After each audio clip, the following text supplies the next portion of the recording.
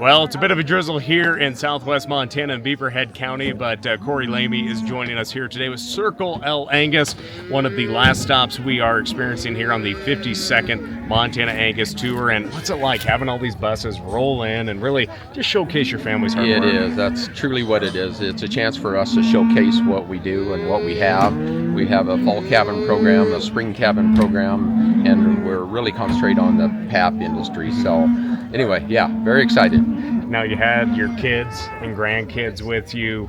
What's that mean? Really, we are in a family business in the ranching industry, but what was that like having your kids stand there with you? This is awesome. Kari and I are both fourth generation Montana cattle ranchers, so my kids are fifth, their kids are sixth, so this is why we do what we're doing. It's for them to try and give them a little better start than what we did. So, no, we're really excited and very grateful. Now, you stressed the importance of PAP here at this elevation. What are some of the other key things that you are focusing on with your family and raising Angus genetics here in this part of the state? Well, we've always decided you need to raise what people want. So, whether it's the industry or what their actual needs are. So, we do try and, if we can make them CAB, we certainly would like to do that, but they have to be sustainable, fault-free, and they need to PAP. Yep. And that's what our customers expect from us.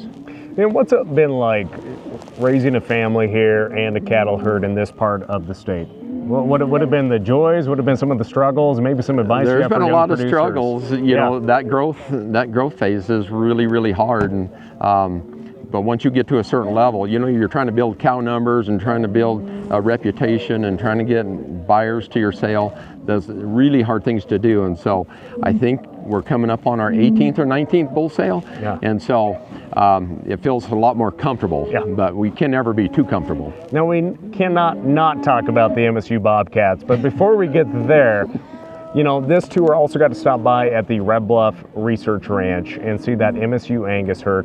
How important is it for our land-grant universities to be involved in genetics and enhancing the breed like the Angus breed and having so much stakeholder input from Angus breeders here in the state? I think it's outstanding. You know, it's a way for us to give back. I had a full ride scholarship to play football back in 83 through 88, and so it was an opportunity for me to give back to the program, and I think those cattle are doing well for them. So, but we're really excited to see them do that. Yeah. And these Bobcats, we have a little bit of a rebuilding year, maybe we could classify it as, but it was great watching them play Eastern Washington for homecoming. What was your take on that game watching from home? Yeah, I was excited. It kind of found some offense. I think our line is a little young, but I think we have a quarterback and receivers and tight ends, so I think it's just the line. If we can kind of get those guys fixed up, I think we'll be in good shape. And I can't recall the last time I saw a tight end make a touchdown like that on a pass. Right. It's been a while. Yeah, it has been a while. Well, and I might have been in the beer garden too, where maybe that happened in the past. But because you do. I'm a running back, but you do need to be able to pass the ball too. So I'm all for that. But at the end of the day, what's a message you have for folks maybe in Montana or across the West about just what they can do to maybe learn more about Circle L? When's your next sale?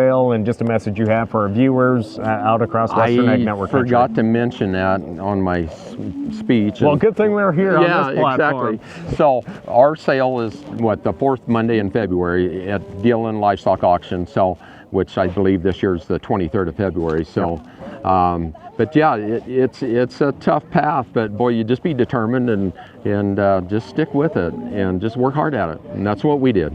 Well, and I know someone's going to ask about this farm all behind you. What is this piece? This is your mower here, right? I'm kind of an antique nut. I bought it from a customer up in the Upper Big Hole, and I used this to mow the grass before the tour. So I kind of enjoy having that stuff around. Starts right up? It kind of reminds you where we all came from. Yeah, but it starts right up when you go. You bet. Yep. Well, there we go. Leaks a little gas, but you just get with it. Well, Cory, thank you so much for hosting us here. And again, for all of our friends, check out Circle L on all their social media channels and online. And of course, that beginning of February sale coming up in 2026.